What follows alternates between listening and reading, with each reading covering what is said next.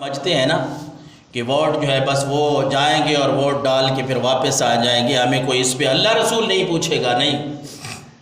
جس طرح علماء نے لکھا ہے اگر یہ گواہی ہے نا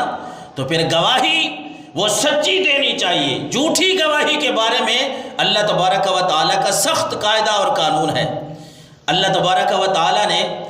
سورۃ النساء کی آیت نمبر 135 میں فرمایا یا ایھا الذین آمنوا کونوا قوامین بالقسط شہداء للہ ولو علی انفسکم او الوالدین والاقربین ان یکن غنیا او فقیرا فاللہ اولی بہما۔ اس آیت کا خلاصہ یہ بنتا ہے اے ایمان والو، جب گواہی دینی پڑے نا اللہ کی رضا کے لیے دینی ہے، اور گواہی شہداء للہ ولو علی انفسکم، اگرچہ اپنے خلاف بھی گواہی دینی پڑے پھر بھی حق سچ کی بات کرنی ہے۔ اویل والدین، بلا والدین سے کوئی بڑا ہے تو اللہ کا قرآن فرما رہا ہے اویل والدین، اگر والدین کے خلاف بھی گواہی دینی پڑے تو تمہیں سچی بات کہنی پڑے گی، وہاں بھی بات تم چھپا نہیں سکتی۔ والاقربین، اور رشتہ داروں کے خلاف، اگر ہمارے ہاں تو یہ ہے نا کہ ووٹ ہو یا کسی نے کوئی بھی مسئلہ ہو تو ہم تو بلکہ جھوٹے گواہ ڈھونڈتے ہیں، ہم یہ کہتے ہیں کہ آپ آ جائیں یار وہ میرا رشتہ دار ہے، کوئی مسئلہ بن بھی جائے تو ہم پہلے ہی اپنے ماحول اپنا بنا لیتے ہیں، پہلے کہہ دیتے ہیں فون کر کے بھئی یار وہ کل ہم نے تھانہ کچہری جانا ہے، آپ نے میرے لیے گواہی دینی اور یہ کہہ دینا ہے، اور اگلا بندہ بھی کہتا ہے ہاں جی ٹھیک ہے جی۔ ہم سمجھتے ہیں بھائی اس پہ کچھ نہیں ہے، یہ اللہ کے قرآن کی آیت ہے، کسی مولوی کی بات نہیں ہے، کسی پیر فقیر کی، کسی صحابی کی بات نہیں ہے، رب کا قرآن ہے۔ اللہ نے فرمایا یا ایھا الذین آمنوا کونوا قوامین بالقسط شہداء للہ ولو علی انفسکم او الوالدین والاقربین۔ لوگوں اے ایمان والو، اگر تمہیں گواہی اپنے خلاف دینی پڑے پھر بھی سچ بولنا پڑے گا، اگر تمہیں گواہی والدین کے خلاف دینی پڑے پھر بھی تم والدین کی سائڈ نہیں کر سکتے بلکہ سچی بات کہنا تمہارے اوپر فرض ہے، اور اگر رشتہ داروں کے خلاف کسی جگہ پہ گواہی دینی آ گئی تو گواہی تمہیں سچی دینی پڑے گی، وہاں بھی تم جھوٹ نہیں بول سکتے۔ ان یکن غنیا او فقیرا، پھر یہاں یہ بھی بڑا مسئلہ ہے کہ کوئی امیر ہے تو وہ جو بھی کہہ دے تو ہم کہتے ہیں ٹھیک ہے جی، پیسے والا ہے نا، وہ جو بھی کہہ رہا ہے اس کے جھوٹ کو بھی سچ مان لیں گے، اور اگر کوئی غریب ہے وہ سچی بات کر رہا ہے اس کی سچائی کو بھی ہم چھپانے کی کوشش کریں گے۔ تو اللہ تبارک و تعالیٰ نے فرمایا ان یکن غنیا او فقیرا، امیر ہو یا غریب ہو، جب گواہی کی بات آ گئی ہے تو گواہی تم سچی دو گے، اگر جھوٹی گواہی دو گے تو پھر اللہ کے عذاب اور اللہ کی پکڑ میں تم آؤ گے۔ تو ووٹ کو یہ نہیں سمجھنا کہ ہم نے بس جانا ہے اور ووٹ جو ہے وہ کاسٹ کر دینا ہے، کسی کو دے دینا ہے، آپ جس کو دے، میں اس پہ بات نہیں کر رہا، میں یہ کہہ رہا ہوں کہ اللہ اور اس کے رسول صلی اللہ علیہ وسلم نے ہمیں کیا سمجھایا ہے، اور یہ گواہی اور یہ غلط فیصلے، اس کی سب سے بڑی مثال، حق کے فیصلے کی عظیم ترین مثال آپ کو بخاری شریف کی 3475 نمبر حدیث میں ملتی ہے۔ حضرت عائشہ الصدیقہ رضی اللہ تعالیٰ عنہ فرماتی ہیں ان قریشن اہمہم شان المرأة المخزومیہ التي سرقت۔ حدیث مبارکہ کا میں خلاصہ عرض کر دوں کہ حضرت عائشہ الصدیقہ رضی اللہ تعالیٰ عنہ ام المومنین فرماتی ہیں کہ قریش کی ایک مخزومی نامی عورت نے نا چوری کی، پیسے والے تھے، مالدار تھے، تو اس نے چوری کر لی، اور پھر فقال ومن یکلم فیہا رسول اللہ، آپس میں مشورہ کرنے لگے کہ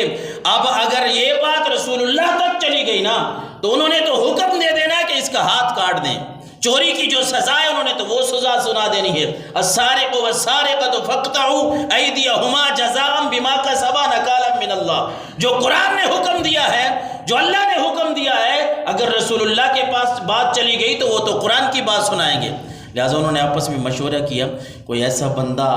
ڈھونڈے، کوئی ایسا بندہ جو اس عورت کی نا سفارش کر دے، اس عورت کی رسول اللہ کے سامنے سفارش کر دے کہ حضور اس کو معاف فرما دے۔ فقالوا ومن یجتری علیہ الا اسامۃ بن زید حب رسول اللہ صلی اللہ علیہ وسلم فکلمہ اسامہ۔ آپس میں مشورہ ہوا کہ یوں کرتے ہیں، یہ اسامہ جو ہے نا، اسامہ بن زید رضی اللہ تعالیٰ عنہ، یہ حضور کے بڑے پیارے ہیں، آقا کریم علیہ الصلوۃ والسلام ان سے بڑی محبت کرتے ہیں، بڑا پیار کرتے ہیں، تو ہم یہ کرتے ہیں کہ مشورہ کیا سب نے کہ حضرت اسامہ بن زید کو کہہ دیتے ہیں کہ وہ اللہ کے نبی کو یہ عرض کر دے کہ یا رسول اللہ یہ عورت جو ہے یہ بڑے بڑے قبیلے کی عورت ہے، یہ امیر لوگوں کے امیر گھرانے کی عورت ہے، اور اس کے اوپر جو ہے نا وہ حد نہ جاری کی جائے۔ تو حضرت اسامہ رضی اللہ تعالیٰ عنہ بھی حضور کے پاس چلے گئے، اور فکلمہ اسامہ، کچھ باتیں حضرت اسامہ نے کی، سفارش کی۔ تو اس کے بعد آقا کریم علیہ السلام کو تو بڑا غصہ آ گیا اس بات پہ۔ حضور علیہ السلام نے فرمایا اتشفع فی حد من حدود اللہ، اے اسامہ کیا تم اللہ کی حدود میں سفارش کرتے ہو؟ جو رب نے حدیں مقرر کی ہیں، جو اللہ نے حدود مقرر کی ہے، تم ان میں سفارش کرنے کے لیے آ گئے ہو۔ اور پھر اللہ کے نبی صلی اللہ علیہ وسلم ثم قام، آپ صلی اللہ علیہ وسلم کھڑے ہو گئے غصے سے، فاختتب ثم قال، پھر آپ صلی اللہ علیہ وسلم نے خطبہ ارشاد فرمایا، اور سب سے پہلی بات آپ نے یہ ارشاد فرمائی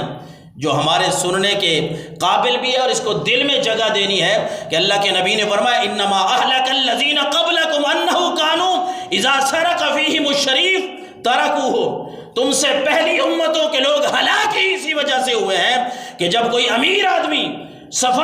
جب کوئی امیر آدمی چوری کرتا، کوئی امیر آدمی اس کے اوپر اگر حد جاری ہوتی تو وہ بیچ میں آڑے آ جاتے کہ یہ امیر ہے، اس کو چھوڑ دیا جائے، اس کے اوپر حد نہ جاری کی جائے۔ اور پھر آقا کریم علیہ السلام نے فرمایا وَإِذَا سَرَقَ فِيهِمَا الضَّعِيفُ أَقَامُوا عَلَيْهِ الْحَدَّ، اور اگر کوئی غریب چوری کرے، کوئی غریب چوری کرتا، پہلی قوموں کی یہ حالت تھی، کسی غریب نے کوئی برا کام کر دیا ہے اس کے اوپر سارے حد آنے کے لیے، حد لانے کے لیے کھڑے ہو جاتے تھے۔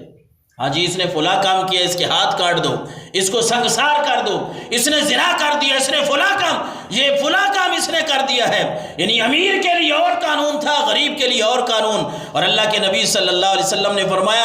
اے میرے صحابہ، اور حضرت اسامہ کو فرمایا آپ صلی اللہ علیہ وسلم نے، باقی صحابہ کو خطبہ دیا، اے میرے صحابہ پہلی قومیں اسی وجہ سے تو ہلاک ہو گئی ہیں کہ وہ اللہ کے کلام کے ساتھ مذاق کرتے تھے، کہ رب نے جو حکم دیا ہے اس حکم سے عدولی کرتے تھے، اپنی مرضی کرتے تھے۔ اور پھر آقا کریم علیہ السلام نے فرمایا وَإِمُ اللَّهِ لَوْ أَنَّ فَاطِمَةَ بِنْتَ مُحَمَّدٍ سَرَقَتْ لَقَطَعْتُ يَدَهَا، اے اسامہ آپ تو اس عورت کی سفارش کرنے کے لیے آئے ہیں، میں اللہ کی قسم اٹھا کے کہتا ہوں اگر یہاں میری بیٹی فاطمہ بنت محمد بھی چوری کرتی میں اس کا بھی ہاتھ کاٹ دیتا۔ اللہ اکبر۔